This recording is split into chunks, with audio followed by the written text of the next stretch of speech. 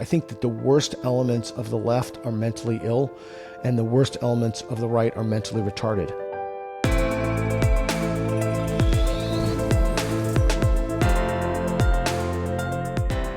Hello, everyone. Welcome to this Off the Cuff. Very excited to have my good friend Peter Boghossian back with us today. We're going to be discussing a lot of things, but of course, we just had the Trump assassination attempt, and we're going to be talking through that. So it's always good to hear a couple of minds come at it, and we'll see what we can do. But here's the rules, Peter. My ground rules are, Okay. we are very clear when we're talking about facts, and I got a lot of facts. And then when we're conjecture and speculation, let's separate those, because I got some of those as well. But I just like to be really clear.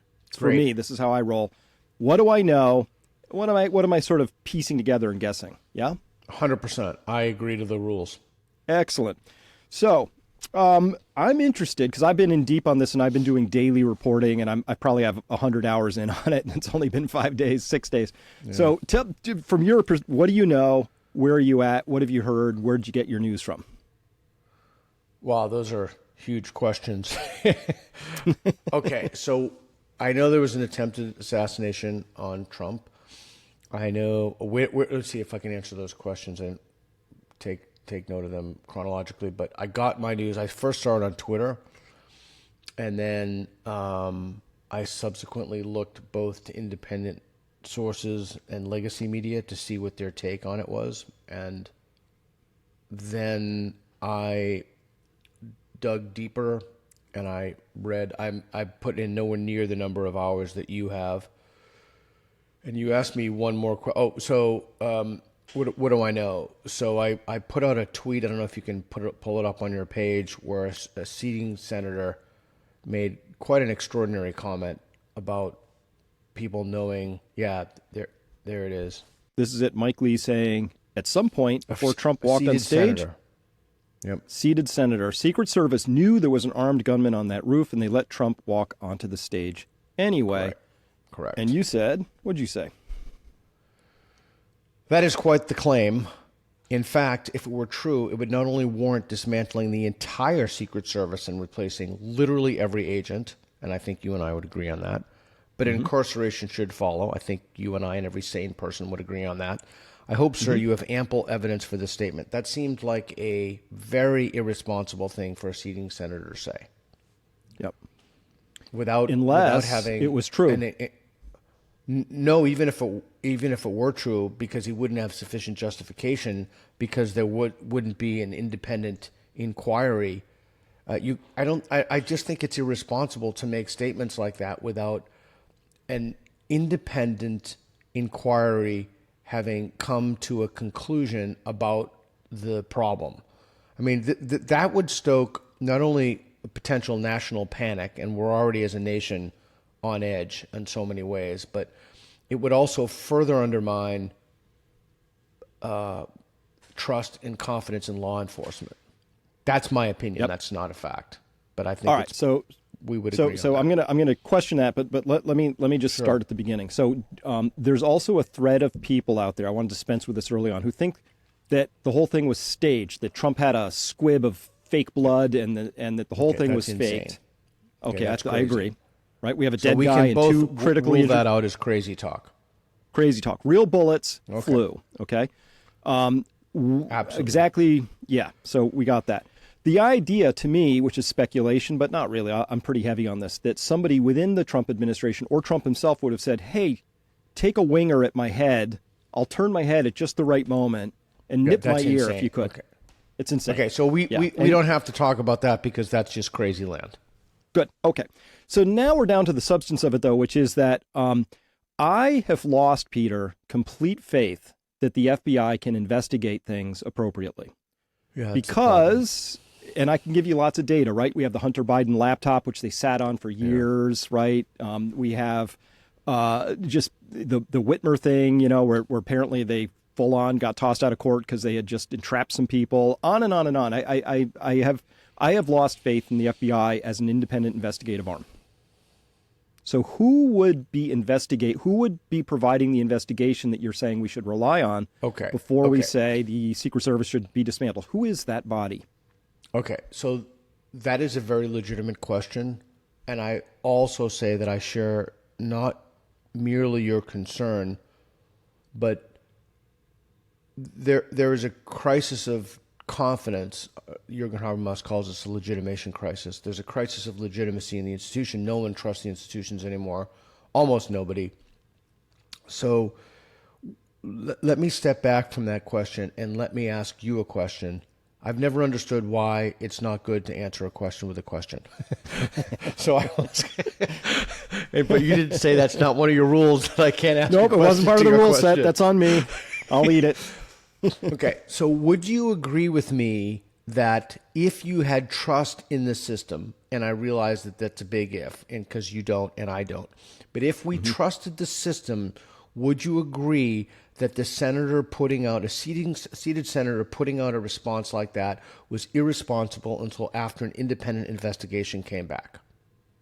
I do, and I also think that I do. Okay. Yes. Okay. Because I am a big believer that the investigation has to run. However, I get really annoyed when I watch the investigation being run in such a way that I can see it's already being tilted, right? So the FBI came out, one of their first statements was, this was a gunman acting alone. They hadn't even secured the scene yet. They didn't possibly know if there were more people out there. They couldn't actually make that statement, but you could see them wanting to go forward on a PR basis with this narrative that this was a lone gunman. Obviously, it would take time to resolve what actually the circumstances here were. Okay, so there's a lot there. So we both agree that in an ideal world, if we had a wand and everybody was sane and rational and not beholden to ideology, and there was a competence hierarchy, and that people achieve their positions from genuine competence as opposed to diversity initiatives or what have you, we would both agree that an independent investigation should be conducted, and we should really drill down and figure out what the answer is in such a way that there's a univocality to those answers. In other words, independent people of different political persuasions and ideological commitments could come together and agree upon what the facts were. Yes, that's a lot of ifs, okay. and that's the world. That's the world I want to live in. That is a lot by of the way. ifs. Right, right. No, that's the world we both Yeah. every sane person should want to live in, and certainly every person who loves this country and America should want to live in. Okay, but we don't live in that world, and we live in a very different world. Now, can you go back to something that you just said before this, immediately before that? Say what you said again about, like, you didn't use the word deep state, but can you just repeat that point that you made? Yeah, let me frame it slightly differently and see if I get there. If I haven't, just I'll try again. So we can put boundaries around this incident, right? And one end of the boundary set is, wow, this was just comedy of incompetence, just stacked on top of itself. That's where I was going with it. Yes. Right. And on the other end, we say, oh, that's too many comical errors, and we have data or evidence that suggests that perhaps it was more than that, that this was actually, there was some inside help or other enablement that allowed this thing to happen or actually encouraged it to happen. Okay, so let's talk about that for a second, because I think this is extremely important. And this is good that you and I are having this conversation, because we both understand the ideology at play, and we both understand the kinds of people who deploy the ideology. So exactly. Yeah. Yeah. So my response to you, and Michael Shermer put out a good tweet about this, about most of these circumstances, the gunmen are actually lone gunmen. But my response to you would be, and again, I think this bears repeating, I think you're one of the few people who will actually understand this. The very idea that someone would say, we don't put a Secret Service on that agent, on that roof, because it's a slope and we don't want people to get hurt. Okay? That is so... Can I swear on your show? You sure can. That's fucking insane.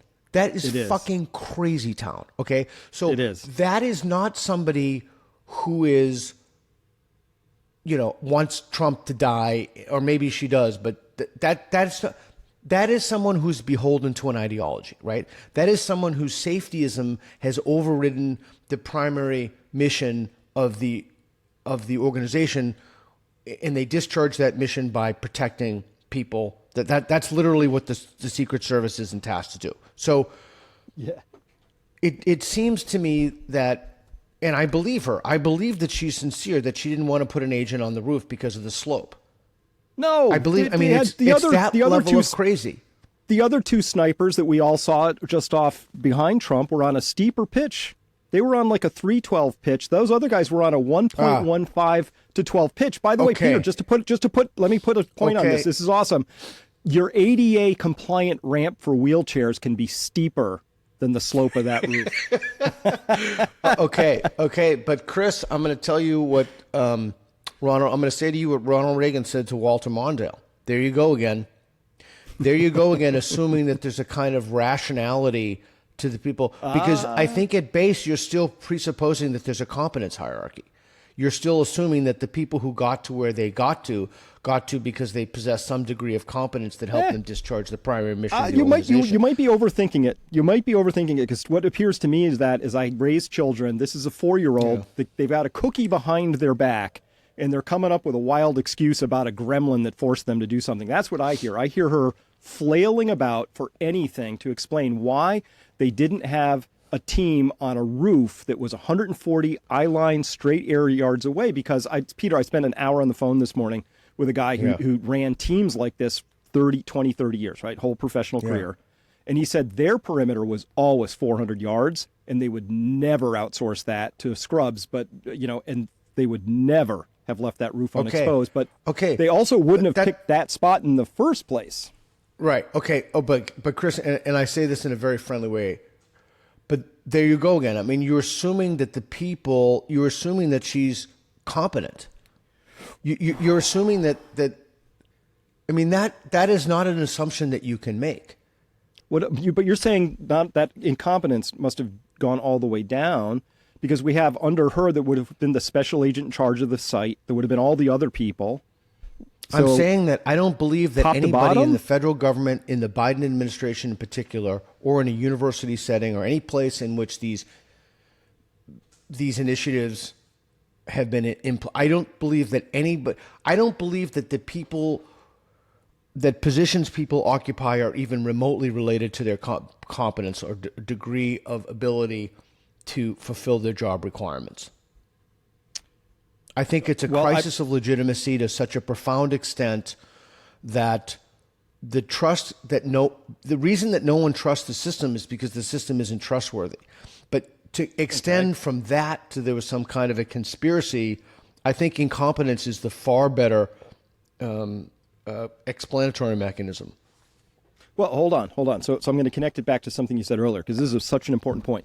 Within that vacuum of incompetence, right, there's a lot of loose play. This is a steering wheel that has a lot of play before it moves the wheels, right? Incompetence gives you lots of crevices for things to happen, okay? Yes, correct. Okay. Second, we know that there are ideologues, really powerful ideologues. I saw people calling Trump Hitler, like a mind programming wasp hive mind virus thing. Hitler. Correct. Is it unthinkable that somebody within that power structure would go, I might be a hero or be looked upon kindly or even rewarded if I was the one who took Hitler out? No, but I think there's a mistaken assumption in the question. But no, not only would that not be unthinkable, in fact, it would almost have to be the case that you'd have someone in there who would hold that belief. I mean, remember the whole punching Nazi thing a while ago? Mm-hmm. It always amazed me, and I said repeatedly, if you actually believed someone was a Nazi, you wouldn't just punch them. Like if I believed that someone was hauling Jews or whoever off to the gas chamber, I would do far more than punch them. So, but what you would need in that is, so you would need a bunch of people to get together, because again, you're not talking about just a one-off. You're talking about, like, if that tweet, again, is correct, you're talking about an actual conspiracy. Yeah. You're talking about treason. You're talking about, I mean, I'm not an attorney, but something, I don't know what the legal term would be, but you're allowing somebody to be murdered. Mm-hmm. Yeah. So We so actually you have would need a evidence bunch of people that now. Yeah. Okay. So I don't. Okay. So in order for that to be true, you would have to tell me what your idea, how your mechanism of explanation is better than the mechanism of explanation of grotesque incompetence. Well, so would you agree that if it turned out that there was not just this Crooks kid, the 20-year-old who somehow magically evaded everything and found an unsecured roof 140 easy chip yard shots away from the president, and nobody saw him, but they actually did see him on the roof 20 minutes prior, et cetera. You say, okay, that's just stacked incompetence. It happens. Yes. What if I could prove to you that there was a second weapon firing at Trump in the crowd and prove that to you? Then what would happen? What would that mean to me? It wouldn't mean to me that the Secret Service was in on anything. Well, would it imply that there was a conspiracy, because a conspiracy is when two or more people come together to commit a crime? Not by necessity, but likely, because there could have been two people, independent actors, who wanted to assassinate Trump at the rally. That's possible. It's highly Is it unlikely. possible that the second guy could have shot and gotten away? If I can prove to you that those two sets of shots That coming would from two be- weapons were only seconds apart and only yards apart from each other. Okay, so in order to prove that, I would assume that that event was unbelievably well video recorded. We actually have data. We have audio data. Proves it flat out. Can I show you something? Here, let me show you, because I don't need. Do you have I don't video wanna data? Okay, I want to show you something. Okay. So Okay. first, this comes from CNN. All right. So we're talking mainstream, right? And Right. so they said here that in yellow, the first three shots are consistent with alleged weapon A. The next five were consistent with alleged weapon B. Okay. And the final acoustic impulse was a possible weapon C. We all think that's the sniper weapon taking that headshot that took Crooks out. Okay.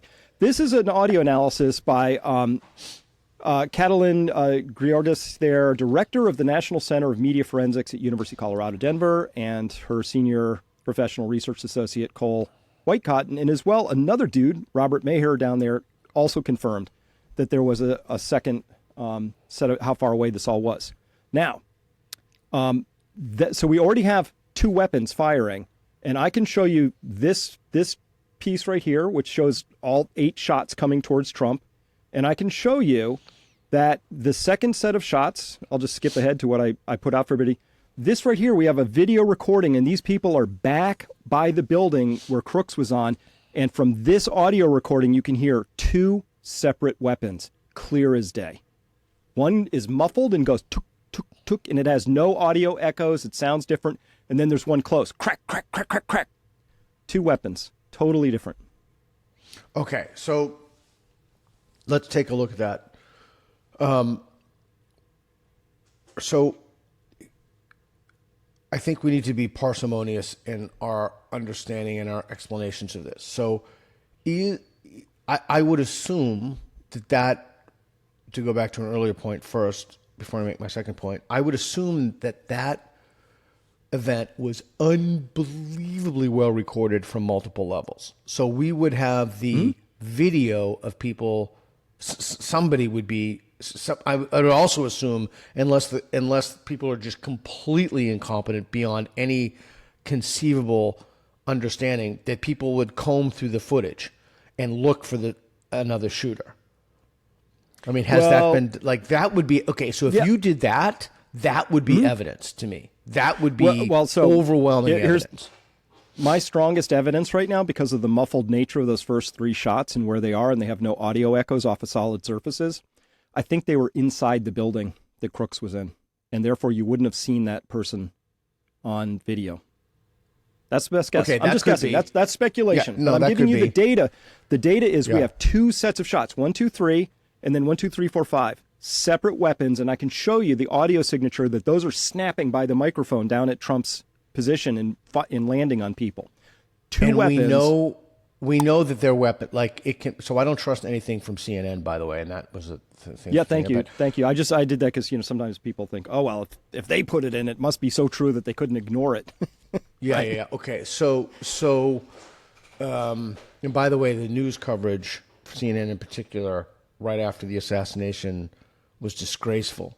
Oh, But that's a conversation another day. But it is worth mentioning. Okay, so then you should actually have Shermer on your show. He'd be a perfect person to talk about this with. Okay, so then if you could show me, and we know that those are bullets, we know that those are gunshots. Excuse me, and we have that from multiple independent recordings.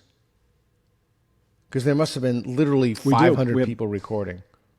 Yeah, I'm looking to get more, but I have two independent. They line up perfectly. I lined all the signatures up. And by the way, just to get wonky, bullets traveling at over supersonic speed, right? The first thing they leave is a crack, the supersonic crack. Yeah. And then later you get the report of the gun. It's called the crack boom. And in sniper language, if you want to find out how far away somebody is who's shooting at you, the crack boom gives you some information. It's not perfect, so you have to know how fast the bullet's traveling and this and that. But all things equal, if you assume your bullet's traveling 2,500, 2,600 feet per second, the crack boom tells you how far away it is. Okay, so the crack boom are the first three that come over Trump, clear as day because nobody's screaming yet. It's just you can hear the crack boom, crack boom, crack boom, 140 yards away, give or take a couple yards. We got that locked down, perfectly consistent with the building that Crooks was on. Yeah. Okay. And then the next 5, though, things get a little spicy there. The crack booms are slightly different lengths from the other ones, and they're in a different location, and they sound different. Everything's different about them. So I'm this guy, Peter. It's like, look, you give me data. That data now has to be explained. And it can't be explained by the humidity suddenly changed, or we think that, the gunman was firing in a totally different direction, which would have changed the sound signature because we have this audio signature near the building he's shooting from, and the supersonic crack of those bullets all going over the microphone that's recording downrange. So both of those line up. Okay, so again, I'm trying to look at secondary or tertiary pieces of evidence that support the claim. So did he have an earpiece in, this kid? We have one picture of his bloody head. That's it. We don't have any pictures of like spent shell casings, exit wounds. We don't have anything. We got nothing. I got a picture of an FBI guy hosing the roof down the next day and washing it all away. I got a picture of that.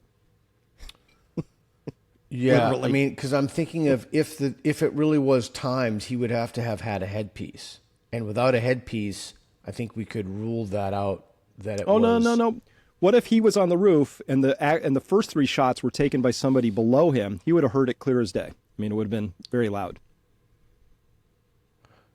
Yeah, I thought the claim was that so it wasn't that they timed the shots together. No, there was 1, 2, 3, about a 3-second gap, and then 1, 2, 3, 4, 5. So where did the other shots go? Wouldn't we have the bullets? Well, you would hope we're going to get the bullet tracings of every single shot accounted for. I'm not holding my breath. But we know that. And, pause. This is very important. Yeah. So you're not holding your breath because you think that, I'm trying to say this without conspiracy, but I can't seem to think of a way to frame it. Because there's a conspiracy that people don't want to know there was another shooter, or because these people are just so incompetent that they can't carry out a basic investigation? It's probably the first one, and I'll tell you why. You remember, so there's a lot of weirdness around the Las Vegas shooting, right? And I have a video of FBI agents with FBI on their back in their white coveralls actually applying ceiling tar over bullet holes all over that parking lot surface, right? Exactly. You just can't make it up. And I'm like, shouldn't they be calculating trajectories and glance angles and things, Yeah. And by the way, they're not in the construction business. And if you ever get involved in a murder, unfortunately, and the police are there and they take the body away, and then you say, hey, what about this blood? They'll tell, that's on you. We don't have that's on you. They don't do the blood they don't do cleanup, but the FBI does in these examples. So it's So loss of trust. I've lost, Peter. My trust is so profoundly damaged by those things I've just told you. Yeah, that's so. So the loss of trust is another issue independent of the attempted assassination. And I will tell you a few things. You know, Vivek Ramaswamy was the candidate who's now endorsed Trump, who is really behind the idea of the deep state and, you know, as Trump used to say, draining the swamp. Mm-hmm. So I want to comment on that, and then I want to comment on things I've been wrong about in the past. So we have term limits for the president. We have term limits for the senators. We have term limits for Congress. It seems not only reasonable. We have term limits for Congress? Wasn't aware of that. Or Senate. Don't we? No. I thought you it was have 8 Pelosi years. hanging on. Oh, no. Later. I'm sorry. It was at Senate. Sorry, my bad. There are no term. Sorry, my bad. There are no term. I meant to say there are no term limits for the Supreme Court. Right. But I wonder if some of this could be cleaned up by imposing term limits for federal employees. I don't know. I'm just throwing it out there. So one thing that I will tell you that has shaked my confidence in the system is fairly low, but I think it's important, Chris, when you move in the public space and you make a mistake, that you should own up to that and be honest about that. So I was hoodwinked by the Hunter Biden laptop story on two accounts. The first account I was hoodwinked on, I believed that, what was it, 51 signatories on the letter from FBI agents, former NSA agents, intelligence officials. Yeah, I mean, I thought to myself, well, okay, these people move in this space. They know what they're talking about. They certainly wouldn't lie. And in order for them to sign a letter like that, they would have to have just an extraordinarily high degree of certainty based upon their competence areas. So I trusted them. I was wrong to have trusted them, and I will not make that mistake again. The problem now is that I don't trust anybody. I trust Michael Schellenberger. He's one of the few people I trust. He's a good friend of mine. Yeah, he's good. I trust Michael Shermer, two Michaels. But I trust other people, independent journalists, and I can think of some independent journalists I like, which is different from obviously opinion columnists, etc. But the problem is it's very hard to have a functioning democracy if nobody trusts the system. It's very hard to know, and that's the other thing. Like when I read these studies of, or these exit polls, when I read these surveys of people who trust or don't trust the university systems, I see 20, 25% of conservatives don't trust the university system. And I'm thinking to myself, I am shocked, flabbergasted that it's that high. Like if these people actually knew what it was in the universities, there is no possible way that number would be 25. So I've seen firsthand at my institution that I will not name, a kind of, I don't even know, a kind of like a lunatic asylum of people who held certain beliefs that were completely divorced from reality. I see that spread out. And, I go all over around the world and I talk to people about this toxic American export instead of, Miranda rights or freedom of speech, freedom of press, freedom of assembly. My buddy Reed and I will be out of the country for 8 months this year, and a lot of it is just helping people who don't know how to deal with critical social justice in their organizations and institutions, and it is a neo-colonial export on the part of the United States. So, but my point being that I have been hoodwinked, I have made mistakes. We don't trust the system because the system is not worth trusting. We need to think about how to get this back. I will say one thing. Chris, I have one solution that's easy, but go ahead. I got to follow up to that. Well, I really, truly try to not make things political because I don't think that the right-left axis or the Republican Democrat or the liberal conservative is as useful anymore as it was when we were even 20 years ago. I did this interview that just completely blew my mind. Reed and I traveled to Dallas to interview this guy, Etan Haim. Holy shit. This was the most crazy. So this guy is just briefly, because it speaks to the point. Yeah. So this guy is a surgeon. We haven't released the interview yet. This interview is one of the most insane things I've ever heard in my life. And he blew the whistle on a hospital. The people were lying about what they were doing to children, this care. The story is so crazy. But, and again, I'm trying not to make it political, Chris, but I don't see any other way, because it is inherently political. The Biden administration has used their complete authority, administrative authority, and they've come after this guy. They've come after his wife. They've come after his lawyers. And it's looking like if Biden gets in again, this guy is going to do 10 years in prison for exposing. It wasn't even a scandal. It's not even malpractice. It doesn't even rise to the level of malpractice, like to the reporting of mutilating people's genitals, children's, after they said they weren't doing it. But my point is that not only is there no trust in the system, but there are departments within the system have been weaponized against people who whistleblow. Like they're using the administrative state to punish people and threaten this guy who should be going before Congress to receive a medal for what he's done. So again, my point to you there. Let me expand that please. because it's such a great point. So it's not just that they're weaponizing people who whistleblow, right? They're weaponizing it against people who do things that embarrass or derail their narrative. 100%. That's what this guy interviewed. That's what came out in this interview.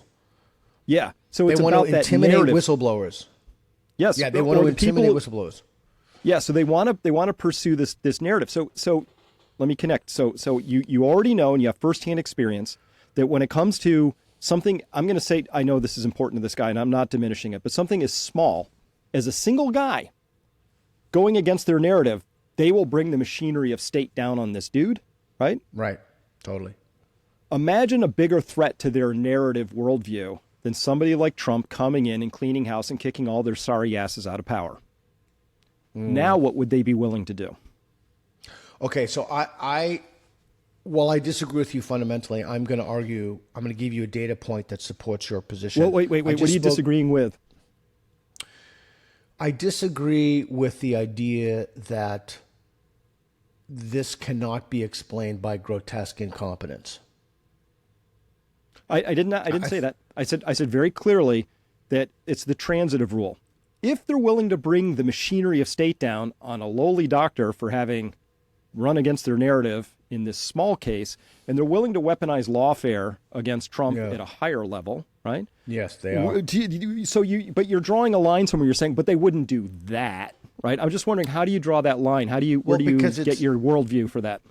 Yeah, well, because it's categorically distinct to allow someone to be a presidential candidate to be assassinated. That's like another level of that's just that. Well, first of all, it's illegal, so that there's a legal component there, whereas it's not a legal component because the physicians claim that they're doing these surgeries on the basis of the best available evidence, the WPATH stuff, but that's been debunked and disproven, so that's not true. But okay. there's a legal thing, and allowing someone to be murdered when it's explicitly your job to prevent them from being murdered, that's very different.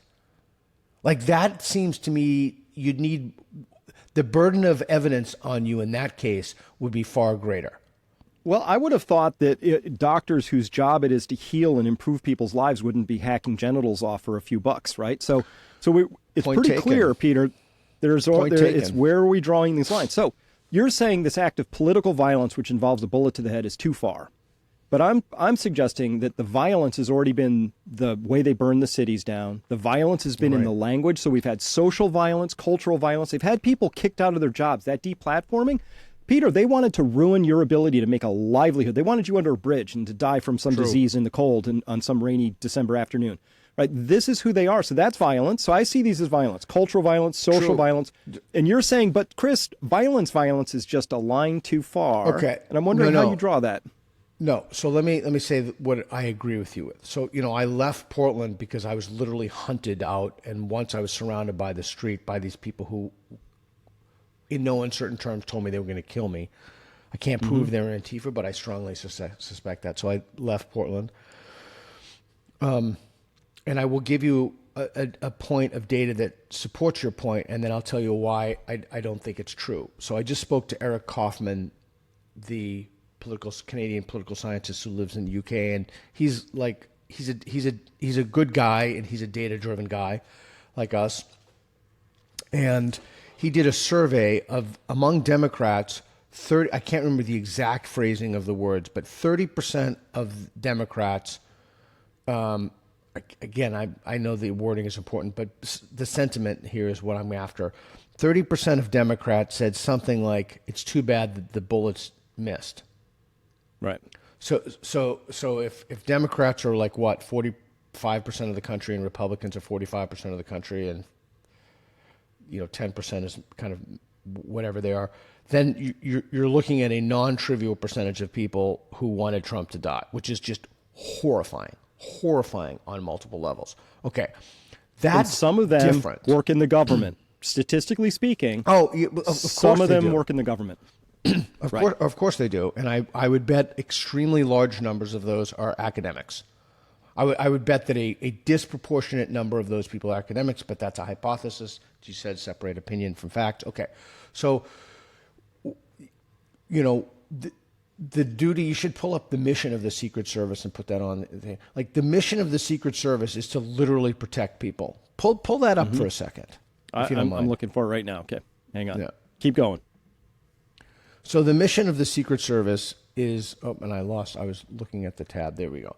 The mission of the Secret Service is to protect people. So the people whose job it is entrusted with, there would have to be, so what is it?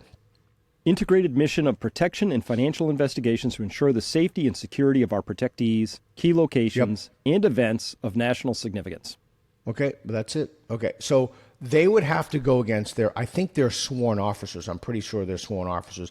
And I'm pretty sure up until recently, you don't just become a Secret Service agent. Like, a lot of those guys are ex-Navy SEALs, they're like serious people. Like, you don't just walk into the Secret Service. Until DEI got in there, and that obviously, that went, Correct. that went to heck. That bolsters my argument, though, right? So those people would have to not only betray their oath, but they would have to do it in the most egregious of manners. And that's very different from thugs hunting me on the street, or the average Joe, or even an academic or what have you, wishing that the bullet hit Trump. Like, so that's just another level of, again, we're facing the same problem. Like, I would call every single one of those people before Congress, but the problem is the whole system is corrupt. We're becoming a banana republic. We just don't trust anything because they're not worth it of our trust. There it is. So I've had lots of conversations with people who are in the biz. Are you aware, Peter, that the United States has run thousands of missions per year on other countries, many of which involve what we would call extreme measures? Extraordinary renditions? No, well, you could rendition. I mean, extreme measures is wet work. I mean, you go and you take somebody out. It's just simpler than picking them up and hauling them off to Guantanamo and then doing something. That's hard work. But are you aware that happens all the time? Pretty much. I haven't looked. I've been out of that space for a while, but my understanding was certainly in the Obama administration, and subsequent to that, it happened. The Trump administration, the early Biden administration, but I haven't been following it in the last couple of years. But it's a thing, right? We have national security interests, and their teams that go out and do things on our behalf. You can't handle the truth, right? So they shield it from us, and it's all rationalized. They just did that in Somalia, and it was just discovered. Sure. Yeah. And Obama was called assassin-in-chief because he ordered the drone strike killing of over 4,000 people, of which 90% were innocent, right? Wedding parties, 16-year-old American kids, on and on, right? It's pretty gross. So the idea then is you're saying, okay, but there's another line, Chris. Sure, we do that to other people, but we would never bring that sort of technology home and apply that same sort of practice here. We draw a line. That doesn't happen here. No, I'm not saying that. I'm not saying never. I'm saying that the burden of proof is on you, and it's pretty high, because you're talking about sworn agents who would break the law and allow someone to be murdered. That's a pretty high burden. Well, I mean, now we're in deep speculation territory, but first there's there's a bunch of agents who are out on the field, right? And there's like the inner ring, and their job is to dive on Trump or the protectee, you know. And then there's another layer, and you got your two sets of snipers, which were placed totally inappropriately for this different story. But then there's a special agent in charge. So this is my speculation. It goes something like this. They just need to know that one person, a sniper that they have placed, needs to be able to get a shot or two or three off, right? So unfortunately for them, there? Who's the they in that sentence? It's going to be somebody that they've brought in, a wet work specialist, somebody who shoots people. The Secret Service? The Secret Service? Yeah, the special agent in charge. Yeah, one person, right, who reports directly to Kim Cheadle, who then reports directly to Mayorkas, right? It's a very short chain. Hey, you know what? It would be awfully good if we could take care of this. And I think it's a lot easier than you suspect. But by the way, this was bungled so badly, Peter, that we have evidence all over the place that this had to have been allowed to happen, or it was the worst incompetence we've ever seen, ever, right? In which case, Cheadle ought to have resigned already at a minimum, just like out of embarrassment, let alone the Japanese concept of seppuku, right? Yeah. She ought to. And you get Mayorkas came out the next day and said he had 100% confidence in her. And I'm like, 100%? Yeah, so, not 99? Not 93? So it was really interesting that she said, the buck stopped with me, I take responsibility. But that's just verbal behavior.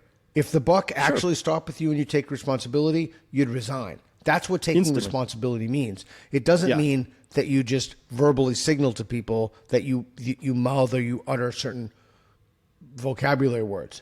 It means that those words have to have meaning that has some kind of lawful tethering to reality. And in this case, resignation. Yeah.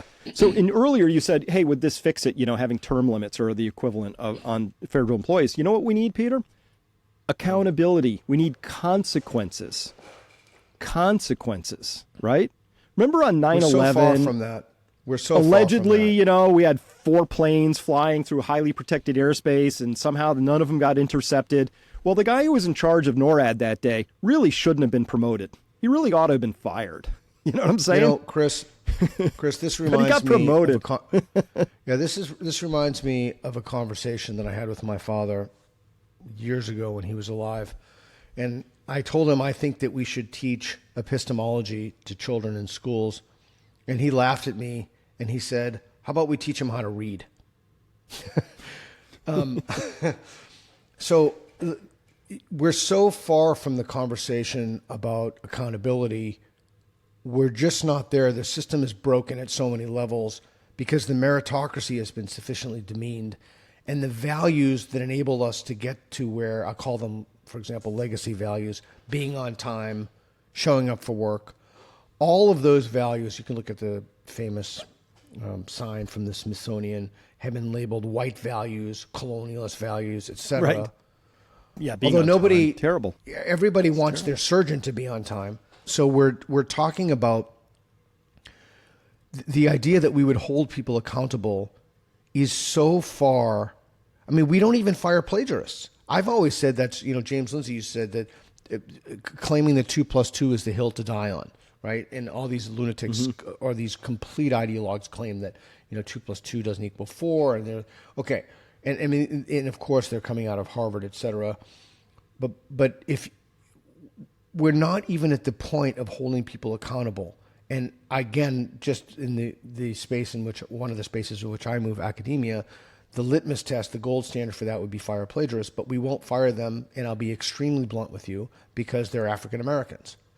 That's why we don't fire them. That's why Claudine Gay kept a $900,000 a year salary. That's why, half or more than half of Rufus Exposed and others, the DEI bureaucrats have plagiarized and nothing happens to them. And lest anybody think it's at Harvard, that's not true. It's at 7 other schools, universities in the United States. So I don't think we're ready to have a conversation about accountability. Wait. So I'm gonna. That's way down the line. Okay, but let me put a point on that again, because I think this is true, but maybe I'm making stuff up. If you were, I'm going to make a supposition. If you were a plagiarist, but you were a conservative plagiarist, I bet your ass would be fired instantly. So there's no accountability. The problem is we don't have examples within the narrative structure. So again, like if you can commit all kinds of sins as long as they're kind of directionally correct for whatever this current narrative is right now, which I don't get because I'm not a collectivist. I'm a very individualist, libertarian kind of guy. Like, you be you, I'll be me, you be personally responsible, I'll take personal responsibility. If you say something that pisses me off, that's my problem. No, it's kind of guy. It's a very reasonable supposition. The problem is that we don't have evidence for that because 9 out of 10, roughly 9 in 10 academics are very, very left-leaning. What would be really interesting to see is if a black conservative plagiarized, what would happen to them. And if you look at black conservatives like my friend Jason Hill at DePaul, what they're doing to him is just shameful. So it's not that they're black. What are they doing to him? I don't know the story. I should have him on your show. Dude, his books are awesome. Like, that guy is pulling no punches. And his books are phenomenal. Jason D. Hill is his name. So I'll connect you guys. I'll look into him. He'd be a great guest for your show. He's gay. He's Christian. He's black. He's an immigrant. He checks all the boxes. But that doesn't matter because he doesn't. Yeah, because he doesn't adhere to the ideology. In fact, he despises the ideology. So, but my point is, you'd have to find someone like that. So I just think that in this crazy, crazy world in which we're living, and then I want to say one thing, Chris, that I think is so important. I think we should look to the easiest explanation, which is grotesque incompetence. Now, that doesn't mean we rule out conspiracies de facto or a priori. So I do want to say something that I think is important. You see all of this stuff, and I know people are going to be listening to this, and they're going to think, there's a hammer looking for a nail. But I think part of the problem with this, the female, I can't remember the Secret Service agent, I don't even want to say her name, but the problem is when you hire on something other than merit, people will naturally assume if something happens, it's because you weren't hired on merit and because you're a woman or because you're black.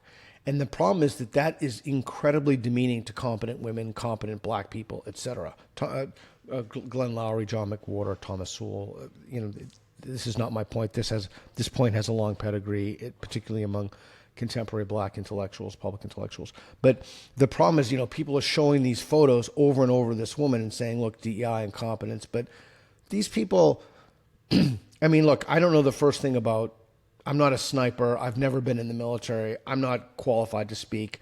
And my guess is that the overwhelming majority of people haven't also, and all of a sudden they're experts.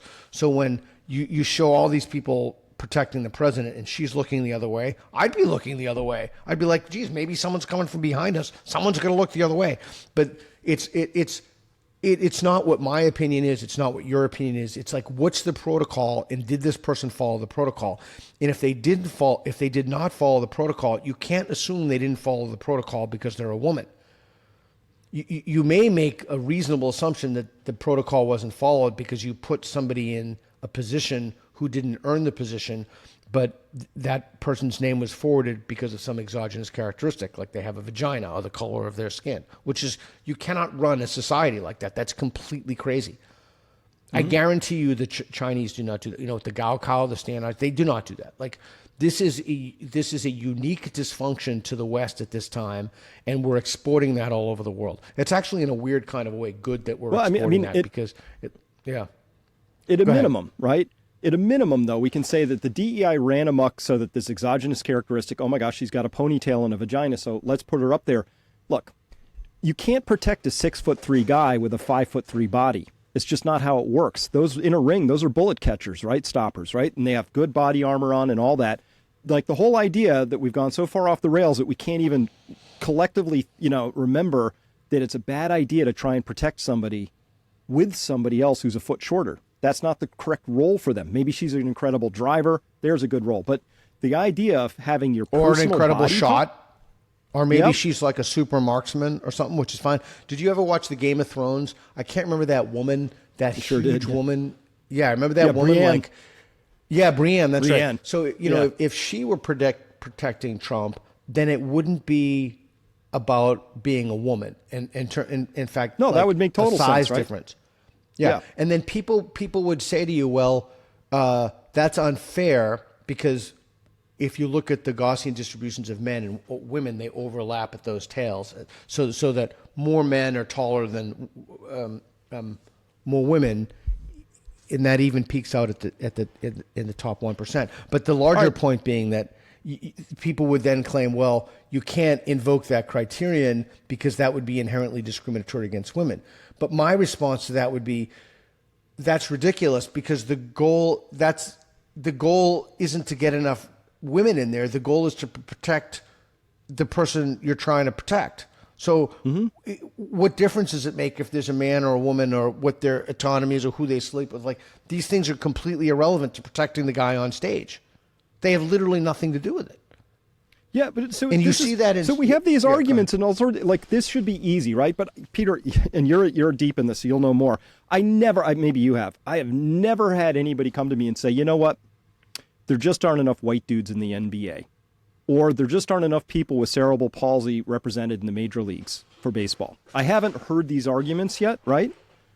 Because they would be patently absurd. You're like, oh no, that's total meritocracy. You want the guy who actually can get the ball in the hole and hit the ball and run, right? That, like, yeah, okay. Yeah. So there's a few things. Like, it's clear, right? Yeah, I tweeted about that years ago. If you really want diversity, you'd put a midget on a basketball team. People lost their fucking minds about that. Or if you really wanted diversity, you'd put someone who doesn't know how to add, or has literally no math skills whatsoever, in as chair of the math department. But you don't want those things. And so it's obvious that when you look at something other than competence or merit, and you promote people to be surgeons, for example, the inevitable consequence of that is that people are going to die. I think we can agree. I think that's a fact, because it's a merit-based skill. Maybe creative writing or something would be different. But the other consequence, and I put this as a fact and not as an opinion, if you do that long enough, people aren't going to want to go to black doctors, because they won't think that they've earned those positions. I also put this as a fact. If we accept that premise is true, then what follows from that is that that will have a detrimental psychological effect on black doctors, because they'll think that people in mass they just won't accept. They won't think that they've gotten, even though they could be an incredibly talented physician. The problem is that when we look at some characteristic, I mean, that's the other thing. These conversations are just so stupid. I mean, this shit is just so obvious. It's just so stupid that it's ridiculous. Do we have to have this conversation? I know, it's like we should be talking about far more interesting things, but this is the situation that we're in. So, it's like that. I just watched the other night, that show with Denzel Washington, I think, the Equalizer, and he's sitting across from this guy, and the guy is like in some Italian town. The guy's like, you need to mind your own business. And Denzel Washington's like, I'm trying, man. I am really trying, but you people are making this very difficult for me. I am really trying to talk about other things. I'm really trying to get out of this space, but you people are making this very difficult for me. This is not a complicated thing. If you put someone, if you let people into, like, pilots, like, obviously this has to be merit-based. Like, this is not complicated. And when people die, if you accept the fact, this gets back to your point, like, you never heard anybody say, you need, I can't remember, midgets or whatever on the NBA. That's not what you said. But if you let people die, and you know that death is the inevitable result, it has to be the inevitable result, then what you are saying is, we think diversity is more important than saving someone's life. And the moment you do that, that's why this is a universal solvent. It corrupts everything it touches, because it corrupts it at the point of origin. It corrupts it at the mission statement. It bastardizes and almost is antithetical to the mission of what they're trying to do. Make sure the plane lands safely, save a person's life, not let some dude get assassinated. But if they would just come out and say it, we think it's more important to have black doctors or, Secret Service agents who possess, what do they call it, the vagina bearing, than it is. God, this is truly an idiotic conversation. We think that's more important. We think that's more important than discharging the fundamental mission of the organization. Then you can say, okay, here's a person who's honest. Here's a person I can have a conversation with. That is not the same as the people who say, well, there will be no negative effect of this. That's clearly false. It's demonstrably false when you undermine the hierarchy. Yeah. I mean, that's it. That's the way. That's the only way the society survives. If it's not that, it's cronyism, it's tribalism, it's hereditarianism. The way I've started, I'm always looking for patterns. I'm trying to make sense out of things, Peter.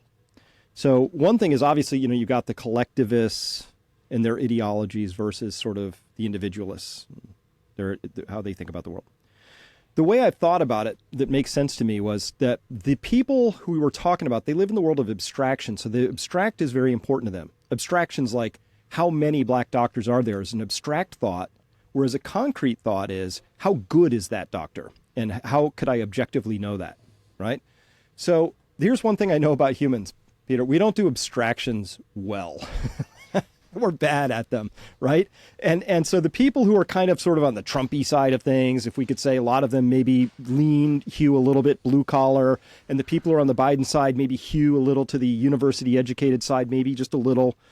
It's really abstraction versus reality, right? People who live in different worlds, and there's nothing wrong with either or all that, but you need to have a little blend. So the theory I'm working on is that it goes like this. I call it one step removed, where if you just put one tiny step, Peter, between the consequences of something and the person's action, that's all we need to give ourselves an amazing amount of moral runway. So here's an example. PG&E dumps hexavalent chromium into the water supply and kids end up with cancer somewhere down the watershed. Okay. Now, the engineers would never have taken a vial of hexavalent chromium and fluoride and poured it into a child's cereal bowl and watched them eat it. I guarantee you none of them would have done that. But put it down the hole, one step removed, off it goes, right? And so that's why when you hear like Sam Bankman-Fried, Tucker made a great point about this. He said, when you hear the words, what do they call it? Effective altruism, like run. Yeah. That's when you're just dealing with a charlatan, because they don't actually care about the people they're trying to help. They care about the concept. What the heck is effective altruism, right? It's a concept. It's abstract. But you can get a lot of people in on those abstractions. And I think that's where we're breaking down here, is that we have people who lived in a world of abstractions, and the abstract becomes more important, and you can justify anything when you are untethered from reality and live in a world of abstraction. Anything. This is where the cattle cars come in. Yeah, I think my suspicion is it like most things, it's either a recipe or you need a unified field theory to explain it. You need something that brings together unique forces to explain the phenomenon. And let me run something parallel to you. You've just given a potential axiom in the unified field theory to explain what's going on. I'll give you another one. I was always fascinated by the fact that when I taught at Portland State, they would protest, police having guns on campus, or whether police should not be on campus. But at the time, ISIS was taking Yazidi women, literally selling them as cattle, raping them, institutionalizing it like they had a literal slave market. And you don't have to believe me. Those people have leaked those videos. You can see those videos. I did not see a single protest for that the entire time. And I was trying to make sense of myself because no one would speak to me. I approached people and I said, well, why aren't you protesting this? And I think the word activist or some variant thereof was on the Women's Studies web page 7 times, if memory serves me correctly. I remember that because when I was brought up on one of my charges, I mentioned that by the diversity office. A good buddy of mine, I won't name him, said something to me. He said, what you don't understand is that you're thinking in terms of globally, but these people have no global experience. They just think hyper-locally. And thinking locally isn't bad, but in one sense, it's a failure to morally triage, because it's far worse that women are being literally raped and sold than it is that whether or not the campus police have guns. And so my suggestion to you is, if the explanation that you gave is a useful part of it, it would be kind of like quantum physics as one part of explaining reality, when you still have what happens inside of black holes, et cetera. Maybe there are other pieces that are some grand explanatory narrative for the problem. Well, what I'm speaking of, the world of abstraction, and thanks for putting it that way. I hadn't thought of it as a grand theory. It's just an idea I've had. But it's this, I had a lot of, the way I grew up in the world of reality. Like me and my buds, I would leave the house at like whenever I did, and then I wouldn't be home till dark, and sometimes maybe a little later. And my parents had no idea where we were or what we were up to. And I'm so thankful to have 10 fingers. And we did some stuff. Okay. We blew things up. We started fires. We did very dangerous things, relatively speaking to today. But we had that physical embodied experience of reality because sometimes our plans didn't go like we were hoping, and you had to deal with it. Right. So I see a lot of people today that are cut off from that reality and they live in that world of abstraction. They're very, very upset. They're upset with Trump as an abstraction, right? And I run into this all the time because I very carefully as I can, right? Good. They're like, oh, he's Hitler. I'm like, oh, what? Give me an example. And that's usually a showstopper. That's a stumper right there. Again. He's Hitler. Right? And so you say, well, why? I'm curious. It escalated quickly. Yes, so where did that come from, right? And it's an abstract idea that they got from somewhere else, and it's not their idea, so they can't defend it, which upsets them, so they walk away usually. Usually that's the end of the conversation. How dare you ask me for data? Yeah, and just to be crystal clear, I am absolutely not a Trump fan in any way whatsoever, and I think it's a disgrace that these are the two guys that we had in this country. I think it's a sign of the end of empire, personally, but that's another conversation. I don't know. I often think about how to dig ourselves out of this problem. And when you were on my show, we talked about what the problems that we're facing. We both agree that the debt is a problem. Increased polarization is a problem. Nobody trusting our institutions is a problem. So getting back to the tweet that I put out in that started the episode off. Yeah, I mean, we do need an independent investigation, but the problem is that nobody trusts any institution to do the investigating. And so what are we left with, right? We're left with there'll be a proliferation of conspiracy theories. There'll be and they won't agree with each other. And there'll be a proliferation of, I don't know. I mean, these problems, they're both so complicated and they're so simple. They're so complicated in that there's an entrenched ideology at play, and they're so simple in we know what to do. Fire plagiarists. We know what to do. Balance the budget. And if you don't balance it, you should, we talked about on my show, I think it was, what's the Berkshire Hathaway guy's name? Not Charlie Munger, the Warren Buffett, Yeah, Warren Buffett. Well, you don't serve another term. That's it. It's done for you. We know the solutions to these problems, but either we don't have the political will to do it, or everybody's just too wrapped up in their own lives trying to make money, dealing with inflation, and I don't know. It's incredibly frustrating to me, Chris. Well, it is to me too, and I also am frustrated with the current menu of choices that we have right now. Because what we really need is we need adults back in the room, and we have to make some. Correct. We're going to have to make some hard decisions, right? So, we face some problems. The border is a problem, right? Problems have solutions. We also face some predicaments, which those are things you have to just manage the outcome of, right? It's is aging a problem or a predicament? Well, it's kind of a predicament. It's a thing. You can manage it as best you can, but guess what? Right. We all grow old and die. That's the nature of the deal. So, we have some predicaments right now. We got to deal with the debt being one. Right? The absolute collapse, fourth turning style collapse of faith in our institutions. How do you rebuild whole institutions? Can it even be done? Do we have to raise them and start over? I don't know, but we need adults in the room at this point in time, not ideologues. I'll tell you something else that very few people are talking about. Peterson was talking about a little bit, but in my opinion, not as much as he should have. We have a crisis among young men in this country. We have a crisis particularly among young white men. Almost no one is speaking to them, but the people who are speaking to them, I would argue to you, are overtly toxic, like Tate. So, blatant, conspicuous misogynists. So we have multiple crises. We have a homeless crisis. when I was in Naples, I was always struck by how clean and civilized that place was.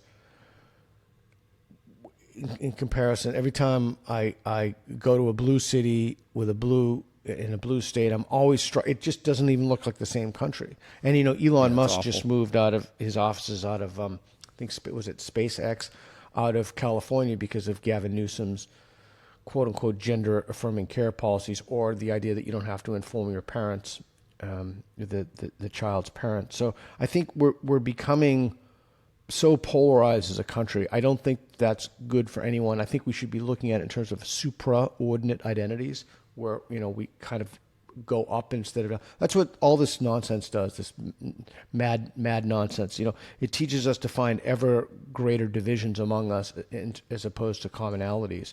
It's just really the most divisive and dangerous ideology. But it's funny how conservatives are now using this DEI issue when, even if it's not an issue of DEI, it still clouds the perception of the event, because you don't know if the people who were there because of their own merit.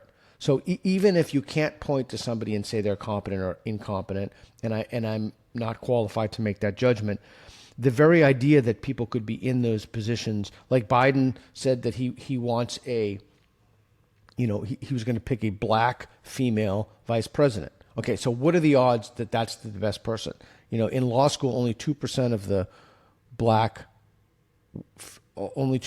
graduates from law school are black women, and he said he wants to put a black female on the Supreme Court. I mean, nobody trusts the system. You mean to tell me that? I mean, this is so stupid. Like, I can't even. That's the problem when you don't train people how to think. When you don't train people, and conservatives have overlooked, and not just conservatives, almost everyone has overlooked the problem that very few people are talking about, and that's K through 12 education and how teachers get certified and trained. They're all coming from the same cesspool. They're coming from the same ideological cesspool, which, it's Paulo Freire schools. My writing partner, James Lindsay, writes about this, that we're teaching to overcome oppression as opposed to teaching, like, well, how do you figure out what's true? How do you be less wrong more often? Any kind of a truth-based educational system. So we've geared the society in a way that I don't want to say I'm not hopeful, but I think unless we take some immediate changes, things are only going to get worse. And Eric Kaufman in my show today said that the number of people who self-identify as woke in this younger generation is at 25 to 35%. Like, you couple that with some other factors, like 30% of Democrats wish the bullet had hit, wish the guy had better aim. I mean, that's just, or maybe I'm myopic and maybe I'm not taking into account, like, this phenomenon has existed in other periods of time, but we just didn't have, data collection or the internet, or we didn't really know what crazy people thought. But I don't think that that's true, because I never remember that, when I was a kid growing up.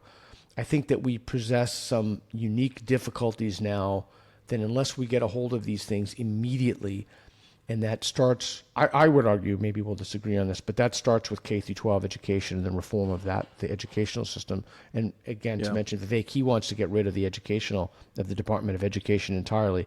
Unless we start making some changes, nobody would system, notice, right? Nothing would happen. They could go away for a whole year. Nobody would even notice.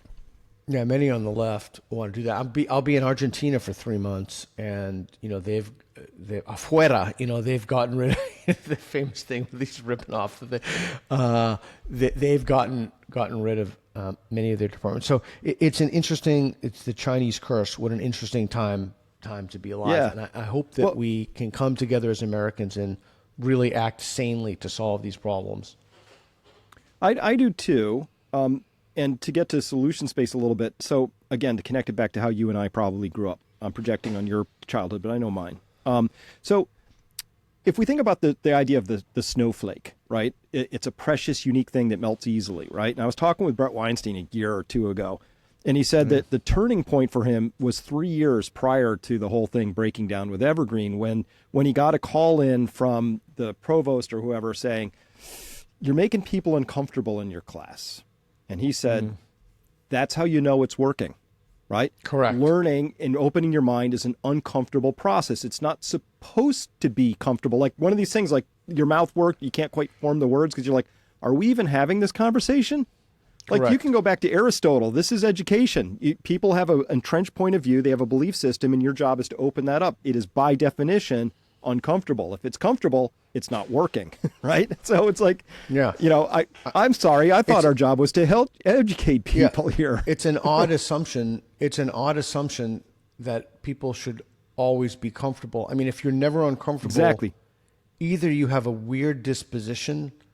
So I wrote a published paper a few years ago about when people become perplexed by ideas.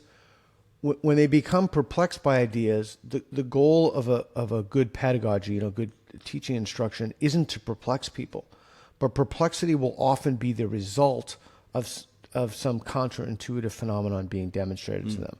Like I used to drop eggs out of second-story windows onto grass, and they used to not break. Buckminster Fuller designed the geodesic dome after that, and people would always be shocked. But I'd ask them beforehand, "What do you think will happen?" And they would laugh and they'd say, "Well, it will break," but it actually won't break. You can test it. I've done it like many, many times. But the idea then isn't to induce perplexity. Like often, and I'm only mentioning this because often the consequences of engaging difficult ideas are that you become upset or you become offended. But is the goal of the institution so that people will? Is it to replicate the dominant ideology in which people are already indoctrinated into K through 12?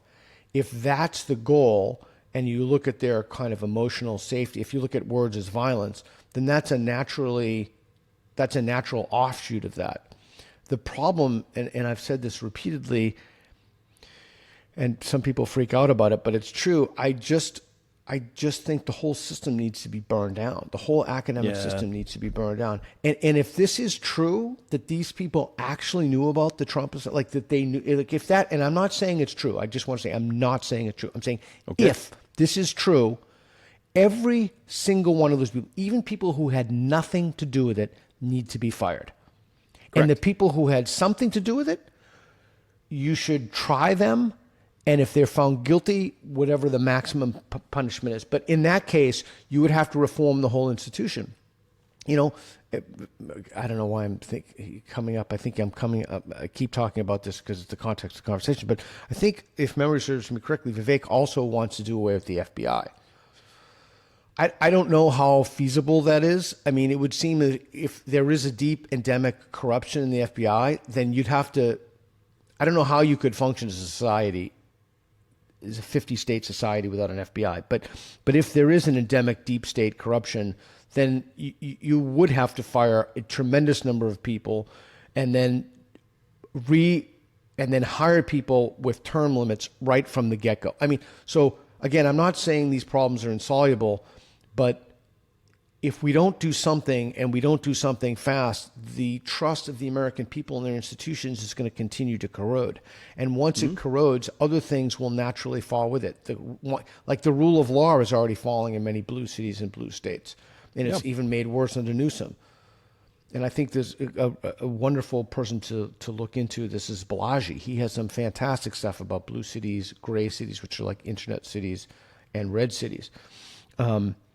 Again, we know broadly what the solution to these problems are, and we need to act.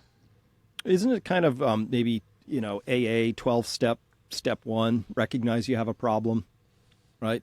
I think what just happened with the whole Trump thing, a lot of people woke up and said, listen, whether it was planned or incompetence, it's so far off the reservation of what should have happened. It shouldn't have happened, right? It's just one way or the other. Like at a minimum, if Trump and RFK are being smart, they're like, thank you very much. We'll take some Secret Service agents, but I got my own team, right? Because I can't trust you guys. At a minimum, we know, like, full stop, that's the case. Okay, so this has broken people open enough that I think we can begin to have the conversation. Because Liberty Lockdown, Clint Russell, right? He nailed it perfectly in a tweet the other day. He said, are we really at the stage where we're arguing over whether this was an inside job or incompetence so severe we couldn't tell the difference? Yeah, that's great. He was on the show. He gave a terrific interview. I think he ran for the vice president of the Libertarian Party. He did, yeah. Yeah, and I learned from him that libertarians run for the VP candidate. But getting back to what you said before, recognizing there's a problem, Yeah. I'm not sure that's the first point, because you'd have some people who would say that the problem is we don't have enough African American surgeons. So like we need to put more African American surgeons in. So I don't think that recognizing the problem, I think that there are some priors. I think one prior that I'll throw out, and again, this is going to make me sound like the master of the obvious, because this is truly one of the stupidest fucking things that one could say, but that an institution should discharge an institution's mission. Crazy idea. And if you think that's not true, or if you think that's true, but you think that the mission should be diversity, then you should change the mission. You should write into the mission, our goal is to have as many black pilots as possible. And then, you don't even have to say to not successfully land the planes. It's to just put in black pilots. Okay, well then we know exactly what your mission is. Like, we know what your mission is, and then we can decide whether or not we're going to fly on your airline. We can decide whether or not we're going to go to a surgeon from UCLA. I don't know if you've seen the medical stuff from UCLA, but no. Yeah, and so with that, I think something else that's prior to recognize the problem is that we have to be honest. And we are not being honest about our problems. And the Eitan Haim interview, the hospitals lied. They said they weren't doing the surgery on minors. They were doing the surgery on minors. He exposes it. Instead of getting an award, the Biden administration is coming after his whole family. And his lawyers, they're even going after his lawyers. So I think we just need to be honest about the nature of the problem. Like if you, whatever you believe, and I used to catch mad grief when I was in the atheist movement when I said, if you're talking to somebody who's a radical Muslim and they tell you that the punishment for apostasy should be death, you should thank them. Not that they want to kill apostates, but that they're being honest with you. You should always thank someone when they're being honest with you, because that's a person you can have a conversation with, right? So nobody's lying, nobody's obfuscating. You know exactly what they believe, and then you can agree or disagree accordingly. Well, now this is a big issue for me. So I'm a Virgo, and what that means is I like stuff to be fair, and I hate hypocrisy, and I do everything I can to just operate fully with integrity. I don't have a public persona that's different from who you would find if you came to my house. I am who I am. And I put it out there. And so one of the things that drives me nuts, right, is seeing, like I used to think, Peter, that I could get along with everybody. I could always find that common ground. Listen, we all want safety. We love our children. We don't want to be mugged on the way home. I mean, there's always some common overlap. Over this past year, I've realized I don't have very much in common with some of my fellow Americans, and that scares me because I don't know, is that an organic thing that I just arrived at because I finally woke up? Is that a non-organic position that somehow the Twitter AI bots have shoved me towards? Like, is this somebody creating this? But I understand civil wars now because I'm like, okay, I'm getting to the point, Peter, where I'm starting to think you got to put a jersey on, and gray isn't one of the colors. You don't get to stand this one out. Yeah, so my response to that would be, I don't have that issue, and I think it's because I have kind of diverse, well, I don't want to say diverse interests, but my two passions are jiu-jitsu and science fiction TV. I don't know, weird passions, but yeah, those go right together. They're pretty ordinary. But I find people that those two things cut across lines. So there aren't many woke people in jiu-jitsu as a general rule, and there are reasons for that. But I find when I do meet people who do those things, I have no problem having conversations with them and then using that as a glue to cement something greater. But if you don't have anything to cement or any kind of commonality, then you have to manufacture one, like an ersatz commonality, and then those relationships are always built on something that's fleeting or illusory. Well, yeah, my problem, Peter, is I'm just, this is wrong. This is just how I'm built, and it's a character flaw. Yeah. But I have a problem if somebody insists on that they have a version of reality that's equivalent to mine, and mine's based on facts and provable facts, and theirs isn't. They're not equivalent to me. Yeah. Right? Well, so I went through this with, yeah. I went through this ahead. with COVID over and over and over again, right? So May 4th, 2020, I put out my first thing. I'm like, hey, here's all the genetic evidence. This thing came from a lab, right? Conspiracy theorists, yada, yada. Years later, they're like, oh, yeah, that's probably all true, right? But they weren't using facts to say, here's why you're wrong. The Mean Girl Virologist Club, this is Andrew Rasmussen and Eddie Holmes and all those characters, right? They swarmed as a Mean Girls tribe to just say, ad hominems, appeals to authority, all these logical fallacies, right? To say you're wrong because you're not one of us, right? Or you don't, this is what happens when non-experts wade into our territory. So they did the gatekeeping. But the problem was they never came with facts and they wouldn't debate the facts. And I don't know how to overlap with those people. I just don't. Well, there's a deeper concern there. And the concern is not that they don't come with facts, which is clearly a concern, but it's that they demean the role of evidence, period. So they've made, in philosophy, we talk about a subjective turn. They've made a subjective turn in their thinking. They've gone from an objective, independent, knowable world through a world of subjectivity, which is fine in certain matters, like matters of taste, what kind of music you like. I like oat milk in my iced coffee. I like iced coffee rather than hot coffee, which is fine. But I'm not claiming that you should like oat milk in your, or even that you should drink iced coffee, and if you don't, you're a bad person or a conspiracy or what have you. And so the problem is that I see it as less that they have different conclusions and more that they've demeaned the role of evidence. And not to be overly esoteric here, but it's one of the most important things one can do in one's intellectual life is place their epistemology before anything else. And we've not done that. We've placed our morality before other things as opposed to our epistemology. Like, we have to figure out what are good ways of knowing things and then see if that maps onto the terrain of reality. And if it doesn't, like that when we were at LCCC and that guy stood up and started yelling at me about Jesus. And I had a subsequent conversation with a Christian about that. It's that we have to agree upon the rules of engagement. And the rules of engagement are not that one person gets to stand up and go crazy at someone at a conference. And I probably gave him too much time. But we have to agree on some priors, some basic things that are necessary for the functioning of civil society. And just because my team is in power, your team or someone's team is in power, or they control the academies, for example, that doesn't make those principles less important. In fact, if anything, it makes them more important that we hold on to and adhere principles that enable the society to flourish. And we know what these are: freedom of speech, freedom of press, independent. But I would argue two things to you. One, those are rationally derivable principles, and I guess that's my Enlightenment tradition. And two, the fact that you don't have commonalities with people, it's not because they have different conclusions than you, it's because they have different ways of engaging. And those methods of engagement are fundamental to relationships and friendships.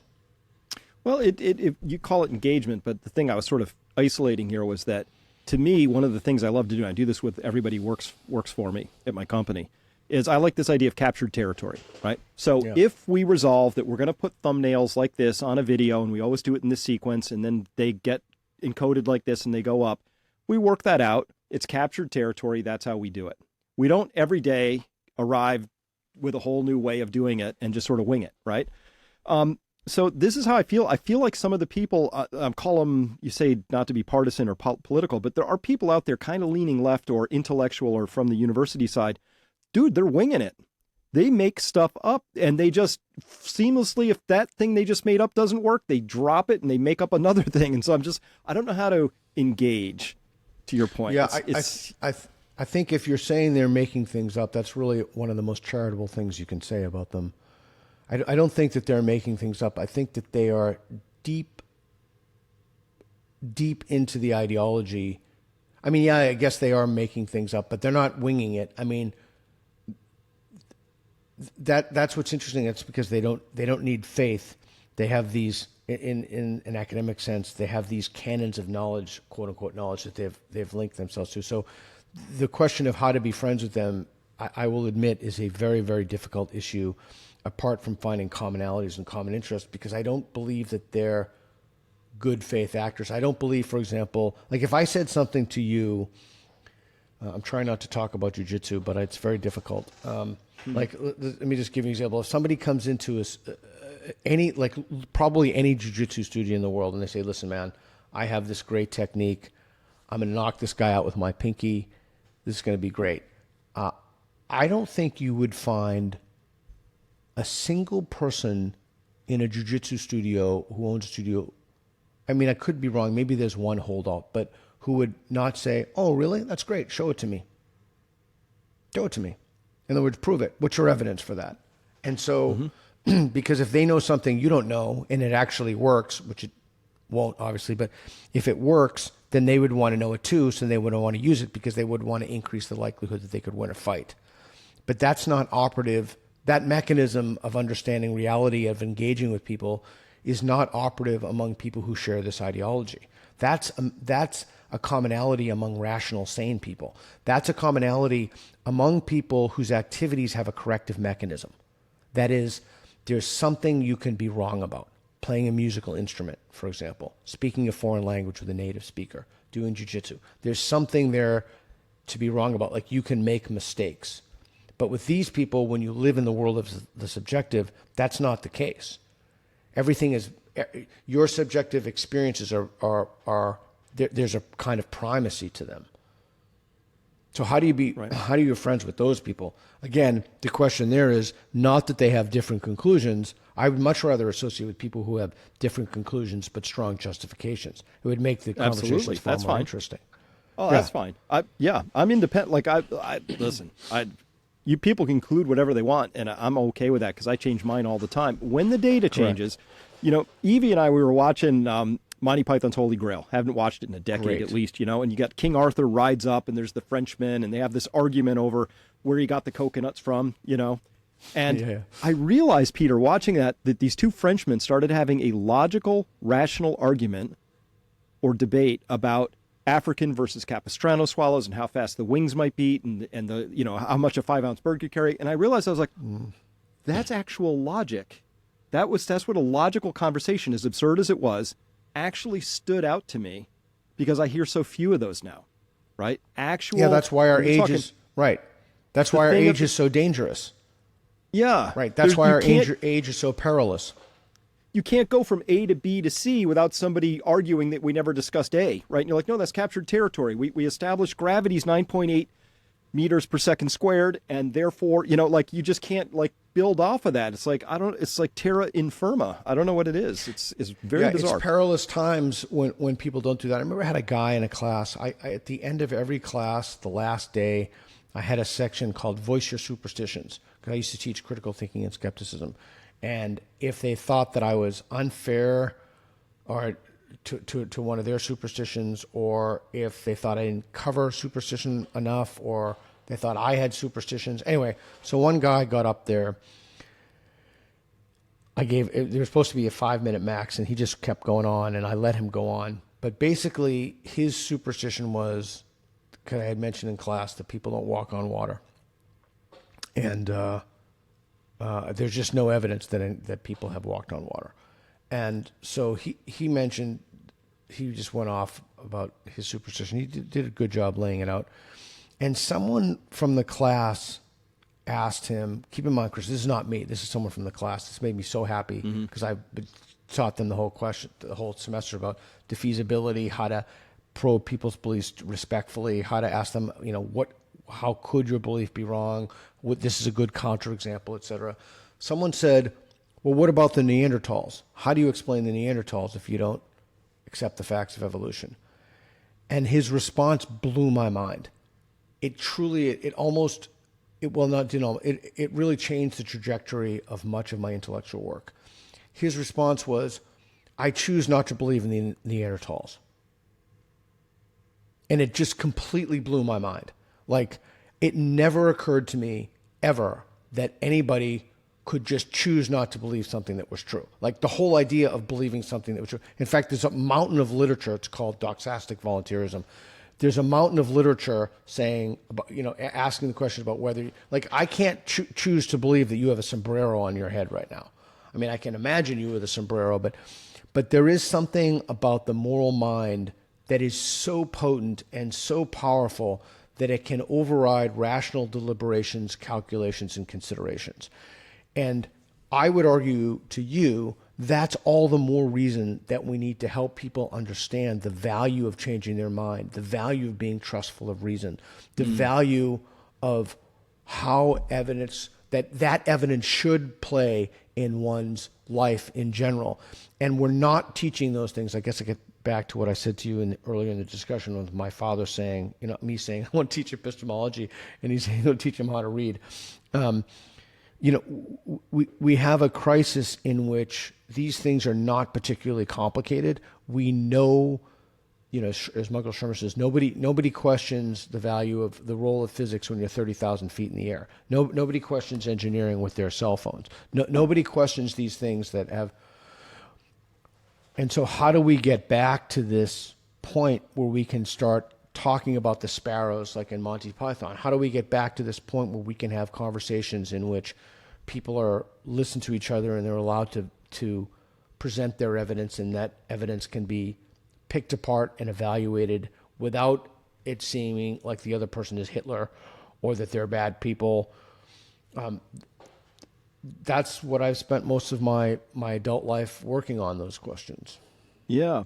Well, one piece that occurs to me around that, and that's just, I think this is fabulous, because this is what we need to bring back. So my kids had already been raised, and so they were adults, and I'm so sorry that they were by the time I'd heard this. And I heard RFK talking about what it was like being around the dinner table in his house, right? And back in the day, and he's a lad, right? And so you got his uncle and his dad, and that his dad was really hard ass about this. He would sit down, the whole family's at dinner, and he'd say, Peter, I need you to argue against heroin being legal. Chris, you have to argue for heroin being legal. And you would go at it, and then he would stop and switch places, right?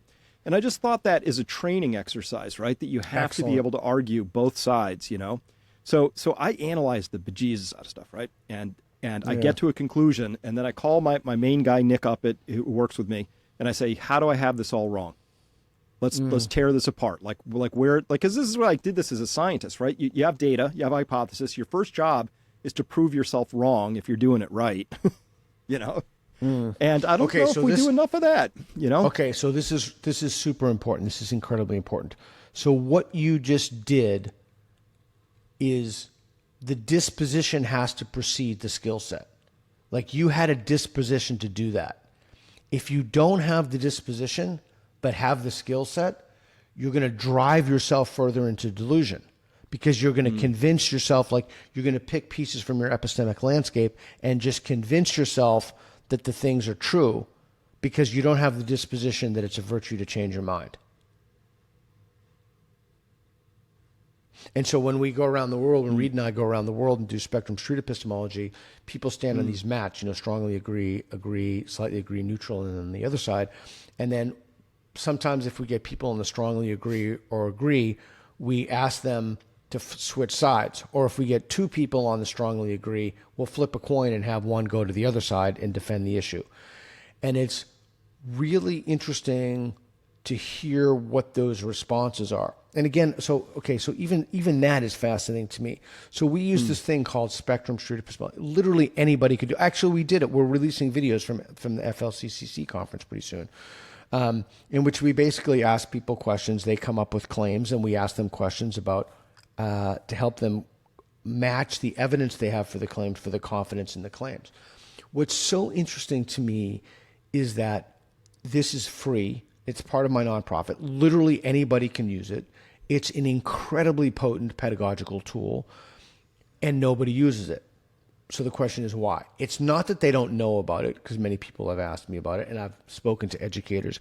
They don't use it because the goal, getting back to what you said that Brett said to you about uncomfortability, they don't want to make people uncomfortable when they challenge their beliefs. They don't want to make people uncomfortable when they ask them to provide evidence for their beliefs. And I remember people would become incredibly uncomfortable with me when I would ask in a university context of my colleagues, not my students, like, why are we institutionalizing these policies? Like, what is the evidence for this? And people would clam up or get mad at me or what have you. But it's fascinating to me that that process, that free pedagogical method hasn't caught on not because it's not useful or it doesn't help people see the other side or talk across divides, but because the goal of education now is not to do any of those things. It's to indoctrinate people into the dominant moral orthodoxy. That's the goal. So if that's the goal, then you need a different kind of pedagogical model to do that. The turn towards subjectivity again. You need I can talk about the pedagogies, the methods for doing that. Again, this could just be my own personal bias, but I think it has to start with colleges of education. It has to start with teacher training programs. That's where we need to, that's the way we break the spell. We break the spell there. Do we have time? Okay, so now this is speculation. So I'm in an incredibly privileged position to talk to people who are far smarter than I on a regular basis, and I've asked them similar questions. I think that there may be an AI revolution coming that wipes out the laptop class within a few years. I think that AI may supplant that. So when you say, do you have time? There are a lot of variables that we don't know. I would be surprised. I'm hesitant to say this because I don't want people to freak out, but I would be surprised if there were not. Maybe you should. I'll say this, but maybe you should cut this out of the interview.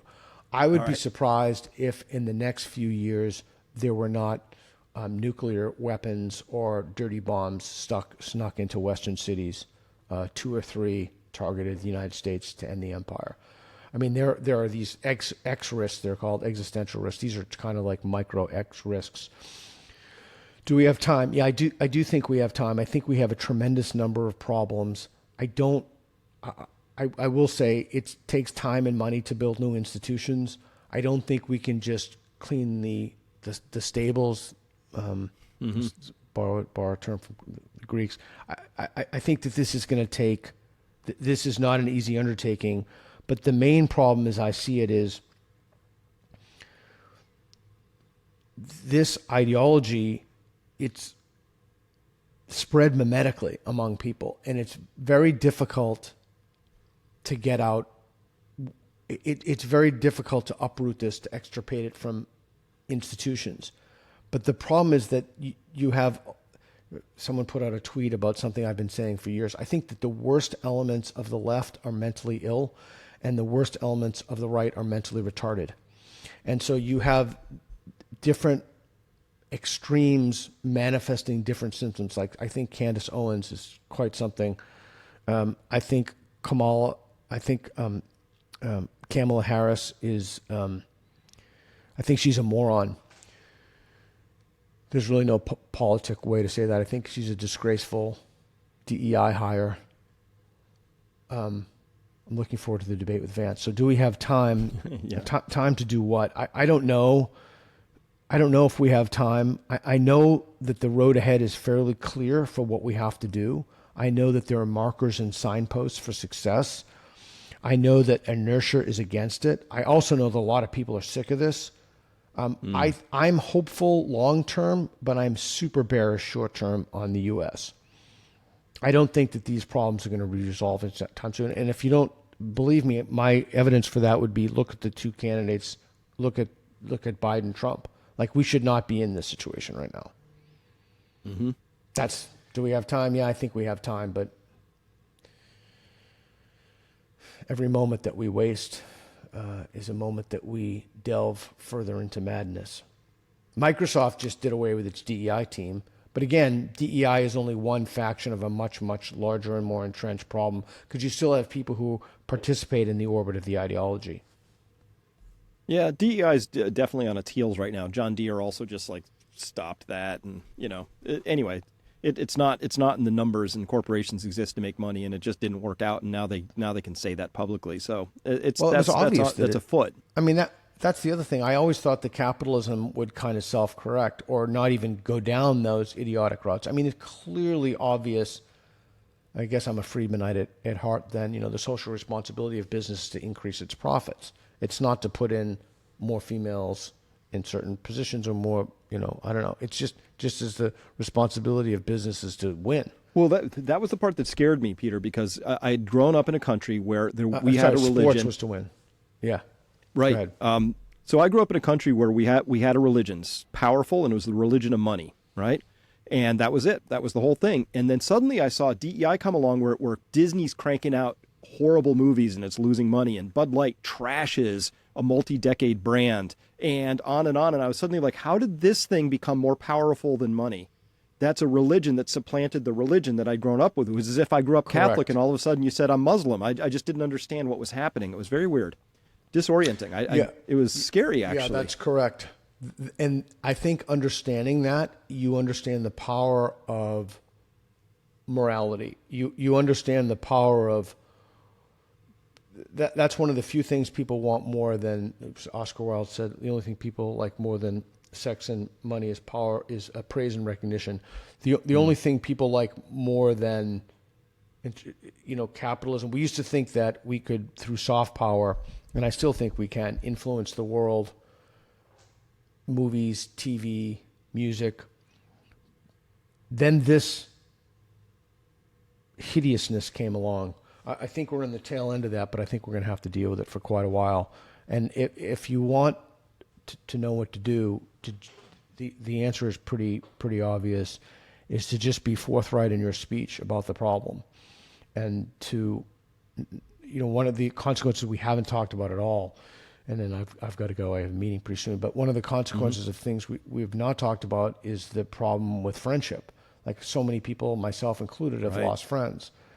And the ideology is even toxic to our personal relationships and our interpersonal relationships. So I think we need to do some healing here. And I don't mean that in a spiritual woo-woo way. Right. No, I'm totally in agreement. Well, Peter, we're going to leave it there because I have to run as well, and you've been very generous with your time. But first, how can people follow you? I know at Twitter, at Peter Boghossian. Yep. Twitter, YouTube, Instagram. I don't know. We're on everything at PeterBoghossian, and we'll be out of the country 8 months this year doing fireside. I'm trying to get away from debates, but fireside chats, etc. And, nice. And again, I'm trying to move out of this space, but the space is just I'm trying very hard, but it's not making it easy for me. I'm trying. I'm trying. Yeah, I'm trying not to have this conversation. Yeah, I'd love to revisit the Trump conversation in a year, and we'll see where we are, and we'll see what evidence comes out, because I would be really interested in seeing what happens there. Yeah, me too. Well, I've put my stake in the sand because that's what I do, and I've my superpower is I can assess volumes of information very quickly and come up and be pretty close to right. Excellent. That's what I do. Excellent. So we'll see. One of these Chris. days I'll get it all wrong, and then I'll have to reevaluate and it'll be great. Well, then you'll just do what reasonable people do and say, hey, I made a mistake. That's it. I made a mistake. I appreciate the work you do, and I appreciate our friendship. Thanks, Chris. Thanks, likewise, in return. All right. Thanks, Peter. Bye, everyone. We'll see you next time.